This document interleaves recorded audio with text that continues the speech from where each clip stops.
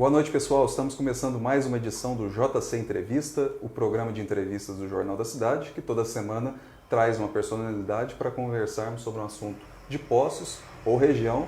E a convidada dessa semana é a vereadora Maria Cecília Figueiredo Pípari, a Cissa, que está no seu segundo mandato.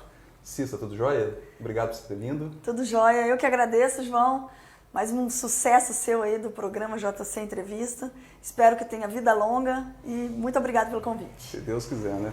Ô Cissa, para a gente não perder muito tempo, porque a gente tem bastante coisa para destacar aqui, eu vou começar com um assunto mais polêmico, vamos dizer assim, das últimas semanas, que foi aquele requerimento que você apresentou, né, pedindo a abertura de um processo de cassação do prefeito Sérgio Azevedo por conta da questão do atraso, né, no envio de respostas a pedidos de informações dos vereadores. Eu queria que você explicasse um pouquinho para o pessoal que não está a par do assunto, qual foi a motivação desse requerimento.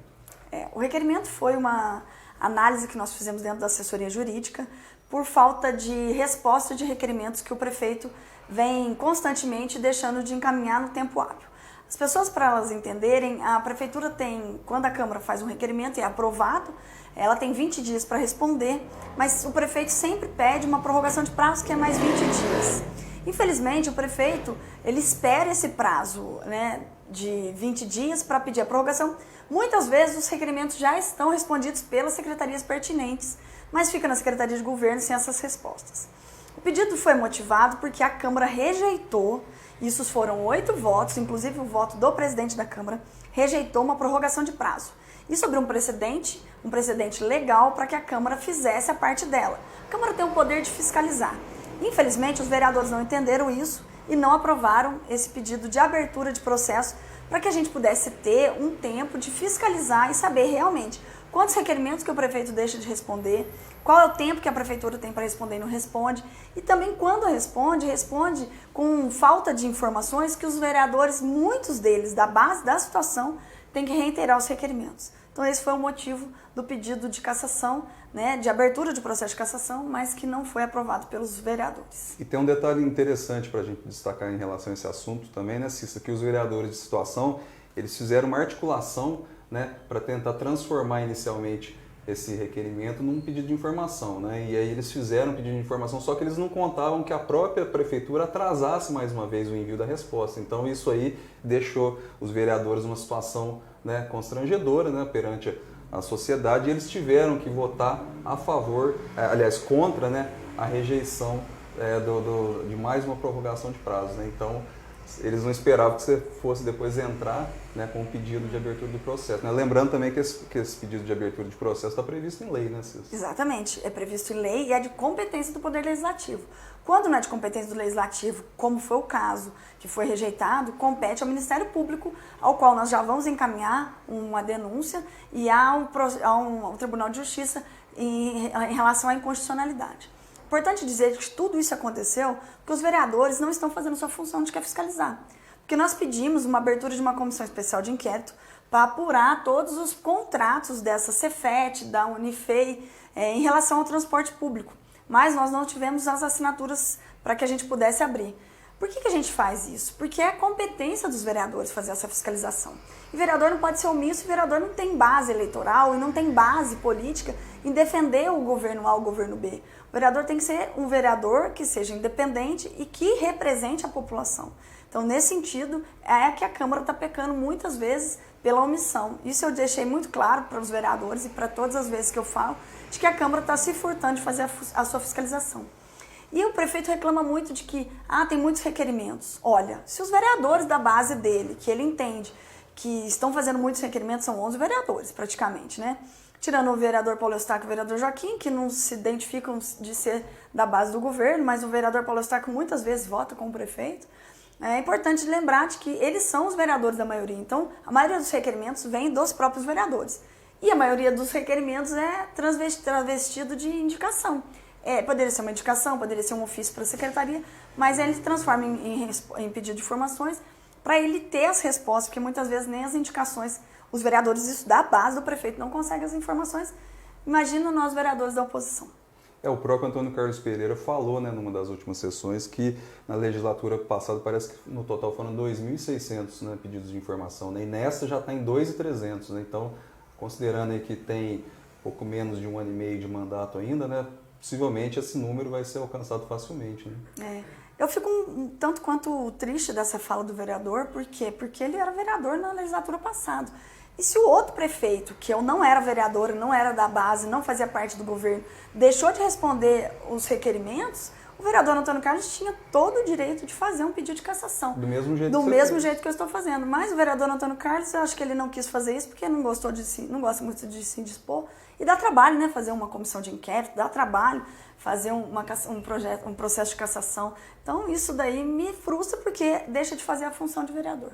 Dá trabalho fazer a função de vereador, né, Cícero? Exatamente. Ser vereador, pelo jeito ali, não dá tanto trabalho, mas fazer a função dá trabalho, né? Mas você sabe que, Cícero, antes da gente começar essa entrevista aqui, eu estava fazendo uma pesquisa no próprio arquivo aqui do Jornal da Cidade e eu identifiquei desde 2017 que esse já é a quarta tentativa, né, de pedido de abertura de cassação e improbidade administrativa contra o prefeito, né? Já ocorreram 3 outras situações, né? Uma que eu estou me lembrando aqui, a primeira, que foi por volta ali de maio de 2017, foi o pedido de abertura por conta do uso, né, de uma ocupante de cargo comissionado para defender o prefeito numa questão judicial, o que não é permitido, né? Exatamente. Tem um segundo caso ali também que eu identifiquei, que é aquele polêmico caso do ITBI, né, que a prefeitura estava utilizando de uma instrução normativa, né, para fazer aí o reajuste do ITBI. O ITBI é o Imposto de Transmissão de Bens, né? E continua usando da mesma forma, sem lei e sem a instrução normativa vigorando e com a Câmara sustenta. E tem um terceiro episódio, que eu acho que é mais recente do que o primeiro, se eu não me engano, que foi a questão do prefeito não ter se descompatibilizado da presidência da Copostos, né, assim que assumiu o mandato, né? Exatamente, ficou praticamente 1 ano e meio ainda, mas é grave ainda a situação porque uma ocupante do cargo da prefeitura, uma secretária, ela ainda continua presidente da Copostos. E é engraçado por quê? Porque a prefeitura repassa os valores para a Copostos, que é administrado por uma secretária ocupante de um cargo comissionado da prefeitura. Então, é totalmente incompatível, mas eles continuam fazendo essa prática e, enquanto isso, nós, vereadores, tentamos fazer o nosso papel de fiscalizar. Muitas vezes as pessoas acham que a gente é chato, porque é perseguindo. Olha, lei não se discute, lei se cumpre. Isso daí é um slogan de campanha do prefeito. O prefeito sempre bate no peito e diz, leis não se discute, lei se cumpre. Mas ele não gosta de cumprir a lei. Exatamente. Ô Cícero, vamos falar agora a respeito de um outro projeto aí, anteprojeto na verdade, né, de sua autoria e de outros colegas vereadores lá, que é sobre a questão das charretes aqui em Poços. Vocês fizeram primeiro todo um estudo, né, através daquela comissão de zoonoses, né, para depois se chegar ao anteprojeto de lei e realmente tem aí resistência, especialmente do pessoal que trabalha com charretes, né? Parece que alguns setores aí do turismo também têm uma certa resistência ao projeto. Eu queria que você explicasse um pouquinho o contexto dessa proposta que foi apresentada na prefeitura através de um anteprojeto de lei. Na realidade, são 2 anteprojetos que nós apresentamos. Um mais recente, que proíbe a atração animal dentro do município de Poços de Caldas, e o primeiro, que já foi encaminhado, tem mais de 1 ano, já fez aniversário, e a gente tem resposta da prefeitura no último requerimento de que eles estão fazendo alguns estudos e que as secretarias pertinentes já terminaram os estudos, mas até agora não encaminharam o projeto por forma de projeto. Importante deixar claro de que as pessoas reclamaram, porque os vereadores prometeram que ia fazer, não faz. Vereador não promete, porque vereador não tem esse poder de fazer um projeto de lei de extinguir tração animal e um projeto de lei que determina que a prefeitura vai ter custos. Então isso tem que ser por anteprojeto de lei, por isso que a gente fica com as mãos atadas. A gente faz um anteprojeto de lei, encaminha a prefeitura e a gente aguarda essas respostas e aguarda através de um projeto de lei. É importante deixar claro de que o prefeito acatou um anteprojeto de lei de minha autoria, que é a de criação de um Conselho de Defesa e Proteção dos Animais, né, que tem as reuniões toda quinta-feira, uma primeira quinta-feira do mês. Então tem as reuniões, é importante lembrar de que a prefeitura está caminhando para melhorar. Só que esses 2 anteprojetos de lei ainda não foram respondidos e não foram encaminhados para a Câmara. A gente já vem cobrando e a gente espera que venha pelo menos o do Estatuto de Defesa e Proteção dos Animais. Por quê? Porque todas as leis de defesa e proteção dos animais estão compiladas dentro desse projeto de lei para que a gente tenha uma lei única e quando precisar fazer notificação, fiscalização e melhorar a questão de cuidados dos animais, né, de vigilância epidemiológica, que também é muito importante dizer, de que é saúde pública, ainda também não foi encaminhado. Agora o segundo anteprojeto A prefeitura, através da Secretaria de Zoonose, respondeu de que estava em estudos e que logo estaria encaminhando. Mas eles têm que entender de que o projeto é encaminhado pelo Executivo, né? Pela Secretaria de Governo, assinado pelo prefeito, para mandar para a Câmara, para depois a Câmara dar todo o andamento ali dentro. Caso essa proposta aí de extinção dos veículos de tração animal aqui na área urbana de Poços seja acatada, os vereadores eles pensaram numa solução para o pessoal que trabalha com as charretes? Nós deixamos um artigo 5º de que compete às secretarias, né, de promoção social, de educação, de saúde, desenvolvimento econômico e trabalho, fazer um estudo mais aprofundado de que como seria essa transição. Então nós não temos assim uma fórmula ainda para fazer, mas nós já deixamos um artigo 5º para que essas secretarias pertinentes possam fazer um plano de trabalho para que essas pessoas possam ter uma transição e ocupar outros lugares. Pode arrumar um lugar na zona rural para fazer um trajeto rural, tudo isso tem que pensar. Por isso que o anteprojeto de lei é muito importante, porque a gente já dá um direcionamento, mas a prefeitura tem que fazer todo um estudo. Por quê? Porque é ela que vai saber de onde que vai sair o dinheiro, de onde que vai sair o recurso, porque os vereadores não podem colocar projeto nenhum que tenha recursos da prefeitura. Me parece assim que a solução mais natural para uma eventual migração aí do pessoal da charrete seria para o tuk-tuk, né? Que já existe aqui de forma experimental, né, Cissa? Exatamente. Você acha que seria uma boa solução? Grandes cidades já usam o tuk-tuk, né? Grandes cidades já usam outros tipos de transporte alternativo ali, né? Tem um patinete, tem a bicicleta. Então, tudo isso precisa estar tendo um desenvolvimento. Infelizmente, nós não sabemos do plano de mobilidade urbana, porque é só um diagnóstico, não existe um plano ainda elaborado e aprovado por lei, para que a gente possa fazer um estudo mais aprofundado de como que vai se dar essa transição, de quais as ruas poderão, né, o tráfego mais lento, mais calmo, um espaço para ônibus, tudo isso dentro do plano de mobilidade urbana tinha que estar elaborado. Mas eu acho que o processo é um processo de construção, de transição, e eu acho que de diálogo, né? Eu deixo sempre muito claro e aberto. Eu tenho um respeito muito grande pelo secretário, pelo advogado dos charretistas, que é a pessoa que eu mais tenho contato agora, que tem uma análise muito mais aprofundada e que tem propostas. Eu acho que é importante a gente sempre debater para a gente construir em conjunto. Isso aí. Continuando ainda nessa linha do turismo, eu queria também tocar em outro assunto bastante polêmico, que é o projeto da PPP do turismo, né? O projeto de parceria público-privada. Eu estava conversando até dias atrás com o vereador Paulo Tadeu e ele me disse que já está na 4ª ou 5ª versão, né, desse projeto na Câmara, né? Como é que de fato está o andamento dele lá na Câmara? Foram 4 projetos de leis encaminhados e retirados, esse já é o 5º projeto de lei, então, né? Que já está tramitando nas comissões. O vereador Paulo Tadeu, inclusive, é um dos relatores. Ele já deu parecer pela aprovação, porque agora conseguiu-se chegar num consenso, num acordo de como que tem que ser feito esse projeto de lei, que a Câmara muitas vezes devolveu. Por quê? Porque tinha projetos, tinha artigos que eram inconstitucional, tinha artigos que não demonstravam um mínimo de cuidado com as leis pertinentes. E também no primeiro projeto foi um fato muito gravíssimo, né, de que o Ministério Público vai ser acionado para ele entender isso, de que tinha uma carta marcada, um ofício de uma empresa que fez a PMI de pontos turísticos, dizendo de que era uma recomendação para que a prefeitura não apresentasse essa documentação, porque eles usariam isso para participar do processo licitatório. Então isso deixa claro de que a prefeitura recebeu uma carta de direcionamento de um processo licitatório. Então nós temos que ficar de olho na própria lei de licitação, quando abrir o edital, para ver se essa empresa não vai ser contemplada, porque se for isso, já estava uma carta marcada. E outro fato muito grave que aconteceu é de que o BDMG não teve contrato nenhum com a prefeitura, só um decreto. Isso é totalmente ilegal, inconstitucional, não existe nenhuma legalidade para a prefeitura contratar por decreto, e quem acabou fazendo foi a empresa que apresentou essa documentação, o diagnóstico todos os pontos turísticos. A gente espera que agora esse projeto seja encaminhado para as outras comissões e os vereadores aprovem da maneira que está, porque está uma forma de um formato agora totalmente legal, né? E a gente espera que tenha um edital de licitação, porque a gente quer que esse ponto turístico funcione. Mas um dos grandes perigos disso era de que não pode abrir a serra para exploração, isso estava dentro do projeto de lei, né? A nossa serra, as nossas matas não podem ser exploradas, o Cristo Redentor tem que ser preservado e os patrimônios também têm que ser preservados para que a gente possa permanecer com a nossa história. Sanando essas ilegalidades no projeto, você é a favor da aprovação dele? Agora não tem nenhum tipo de problema, pelo que o Paulo Tadeu me relatou, eu ainda vou estudar com mais cautela, mas é importante por quê? Porque a prefeitura acaba tirando de uma responsabilidade dela, terceirizando.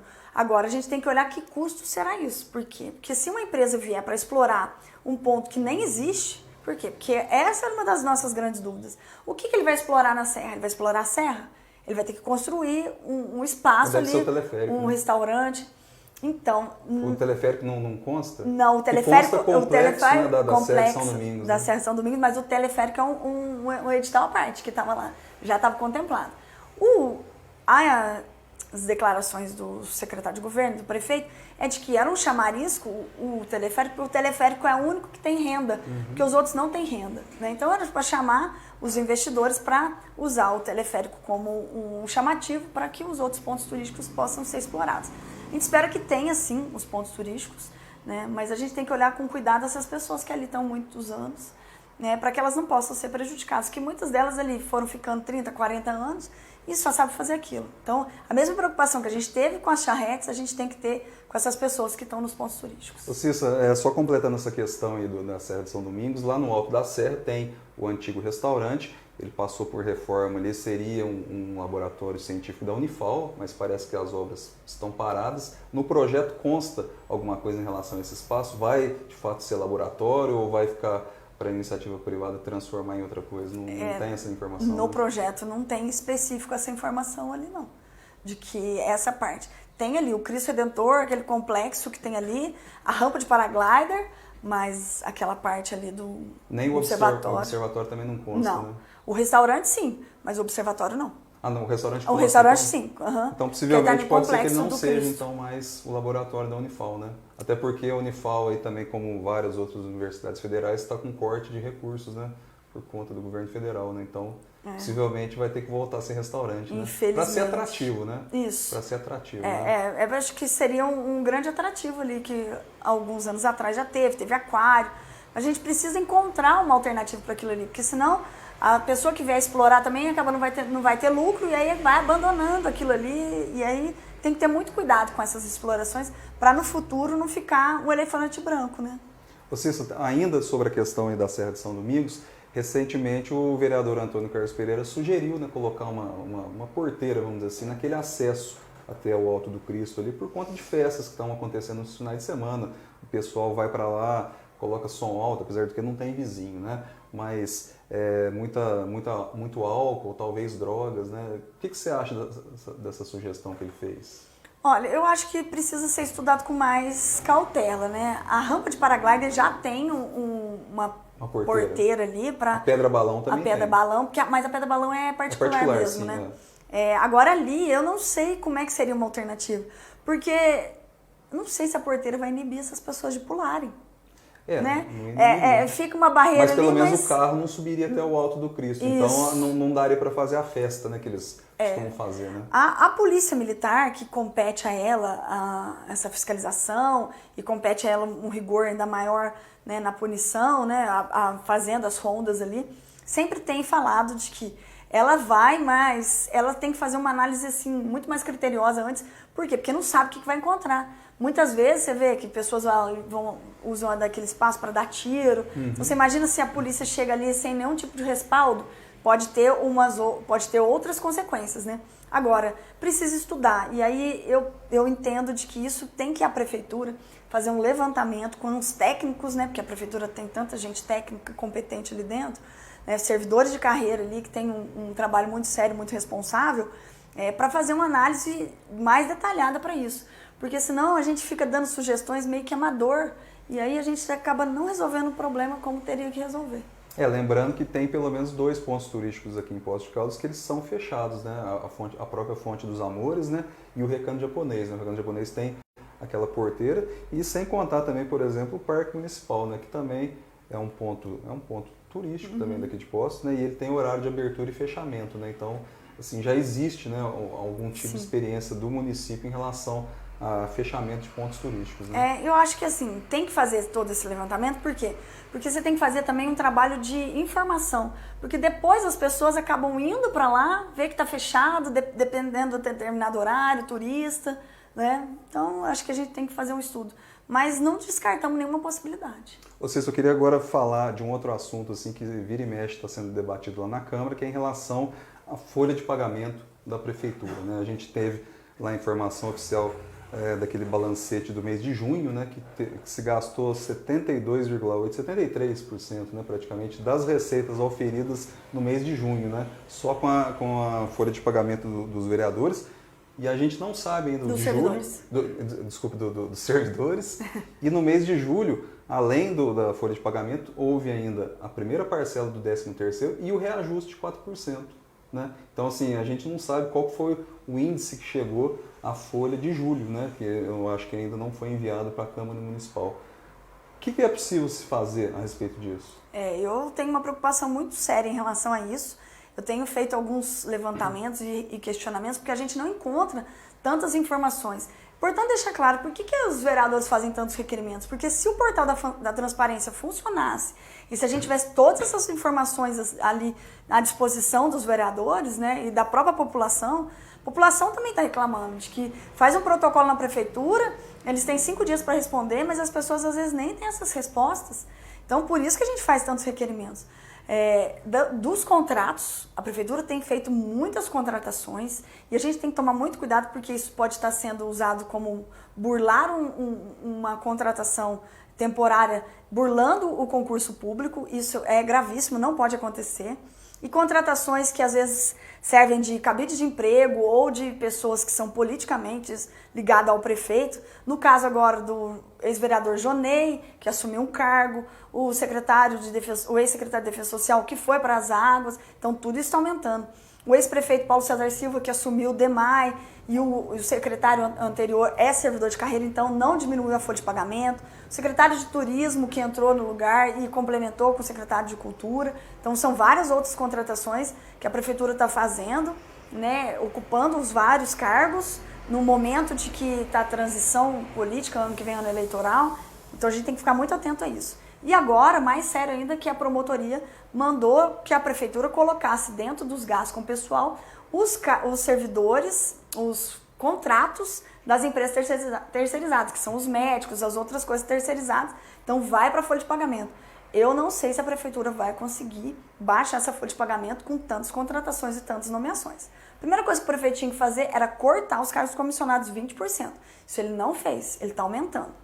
E a segunda coisa, quando acontece isso e não consegue baixar mesmo com os cargos contratados, ele pode começar a demitir servidores públicos, fazer uns cortes de hora extra. Isso também não está sendo feito, né? As horas extras, pelo que a gente entende, está cada vez maior. Então a gente não entende que mágica que a prefeitura vai fazer, que o secretário da Fazenda vai fazer para resolver baixar essa folha de pagamento. Você acha que a prefeitura pode estar caminhando aí por um processo de escalonamento do salário dos servidores? Como tem acontecido no governo de Minas, né, desde 2016? Olha, isso daí é um dos pontos que a gente sempre questiona. Por quê?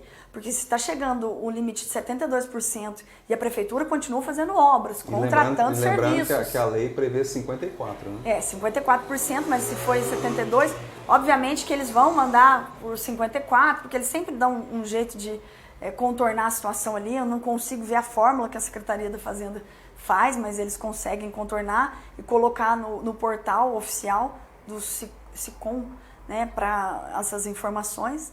Então, a gente não sabe, pode ser um escalonamento, por quê? Porque os fornecedores já estão reclamando que tem um escalonamento ali grande e não estão recebendo. Então, as pessoas fazem as obras, ajudam, dão grama, terra, contratação de máquinas, né? Nós temos uma contratação aqui na Praça dos Macacos, da estampagem do concreto. Então tem muitas obras em andamento, então a gente não sabe como que a prefeitura vai fazer. Os fornecedores já estão reclamando que não recebem. E a prefeitura, através do prefeito Sérgio, ele disse inicialmente que a própria obra na Praça do Macaco seria com equipe própria, né, não iria se gastar, mas depois veio à tona aí a existência aí de uma licitação para a contratação da empresa para fazer a estampagem, né? Então, na verdade, não foi 100% com a equipe própria, né? Foi necessário fazer a contratação, né? Exatamente. Um desgaste que eu acho que foi totalmente desnecessário, né? Que se de fato vai fazer, fala que vai fazer, né, Cícero? Mas isso daí desde a campanha eleitoral ele tem falado coisas que ele não consegue cumprir, né? Lei não se discute, lei se cumpre, né? Tem muitas leis que ele não consegue cumprir.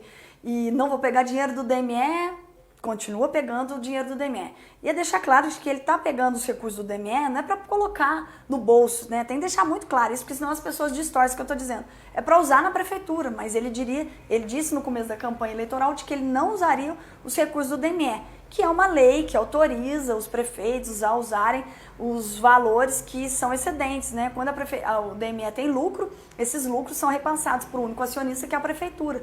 Então ele falou que não ia usar, mas ele continua usando e cada vez mais a gente tem informações de que ele está tirando. Parece que agora a novidade, ele quer baixar o capital social, né, que o ex-prefeito Paulo César Silva já fez, que o ex-prefeito Luiz fez, né, de baixar o capital social para capitalizar a prefeitura, mas a gente entende de que isso é ilegal e que não pode fazer.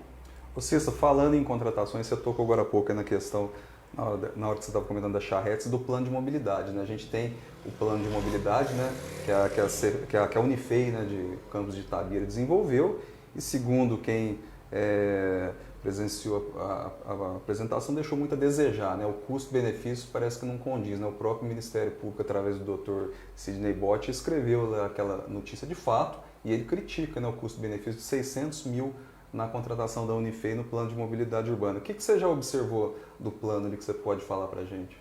Eu posso falar porque eu participei dessa audiência pública lá na URCA, quando foi a apresentação, e não é um plano de mobilidade urbana, como o secretário na época disse. É um diagnóstico para fazer um plano de mobilidade urbana. Foram investidos 600 mil reais e o contrato era com essa empresa, com essa universidade, Unifei, Campos de Itabira, para que ela fizesse todo esse plano de mobilidade, mas fizeram só um diagnóstico. E a universidade vai comprar todos os equipamentos necessários para ficar na universidade. Então nós estamos capitalizando uma universidade fora.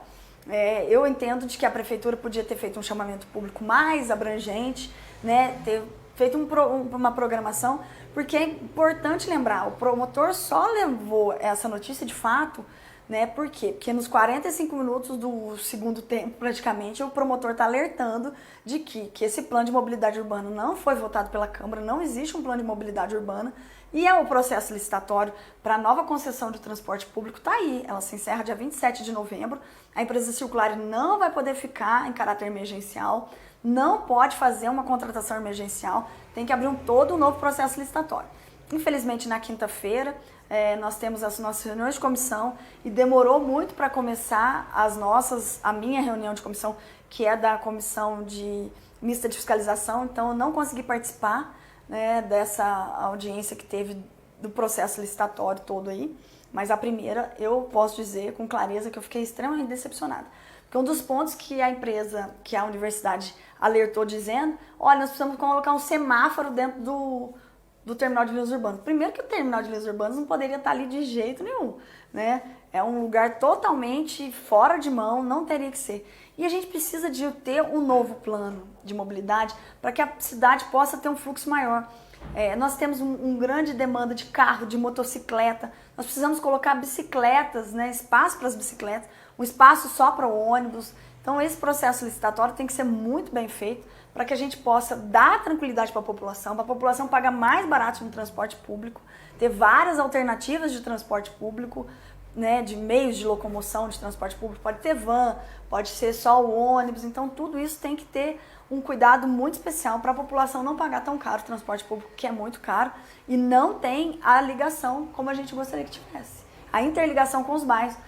Curitiba, lá em 2010, 2011, participei de um evento lá e trouxe para a cidade, na época que estava fazendo toda essa questão falava que estava fazendo a interligação, mas não existiu a interligação real. Então a gente espera que agora as pessoas possam ter, para a locomoção ser mais rápida. Mas deixando claro de que não é uma crítica à empresa Circular pelos ônibus, pela qualidade, pela excelência do trabalho, mas o todo, né, para que a população pague mais barato. Porque quando a empresa tem desgaste com ônibus, com óleo, né, essas ruas esburacadas, sempre quem paga é a população. E lembrando que esse plano de mobilidade urbana que a Cissa está comentando, ele não incluiu o monotrilho, né? Não. Não tem nenhum tipo de previsão ao monotrilho, né? Como se não existisse impostos, né? Mas a prefeitura resolveu pegar para tomar conta, como se fosse um filho, né? Então agora tem que dar uma destinação. Parece que tinha uma empresa interessada, mas a gente não ouviu mais nenhuma informação de qual seria a possibilidade de melhoria para a empresa, para pôr para funcionar, se tem capacidade, né? Tem que fazer primeiro um diagnóstico. A previsão parece que seria até o final do ano, né? Então resta saber. Ô Cissa, e para a gente encerrar aqui a nossa entrevista, eu queria terminar com essa questão aí do edital de licitação do transporte coletivo, né? Um dos pontos ali que foi destacado nessa audiência pública foi a possibilidade de até duas empresas explorarem o transporte coletivo, porque a cidade foi dividida em duas regiões. Acho que a Centro-Leste e a Leste-Sul e Centro-Oeste, eu acho, se eu não me engano. É alguma coisa assim. Mas de fato são Dois pacotes. Dois pacotes. Ou seja, a mesma empresa pode vencer as duas, né? Ou uma empresa pode vencer uma e a outra empresa vencer a outra. Você acha que é viável o município do Porto de Poços de Caldas ter duas empresas de transporte coletivo operando? Eu fico muito preocupada essas divisões de lote, né, de duas empresas concorrentes. Porque às vezes uma ganha, mas não presta um bom serviço, e a outra ganha, presta um bom serviço, né? Isso também é tudo conjectura da gente, né? A gente não sabe quem que vai ganhar e como é que vai ser a apresentação do serviço. Mas a gente já ouviu experiência de outras cidades que não deram certo. Inclusive maiores, né? Inclusive maiores. O que nós precisávamos pensar é de uma interligação entre os postos para que a população possa pagar uma passagem única e possa andar em qualquer ônibus, né, dependendo do determinado tempo. Curitiba, as pessoas podem andar, param num ponto, entra, pega o outro ônibus, para no outro ponto, pega o outro ônibus, então ela anda a cidade inteira.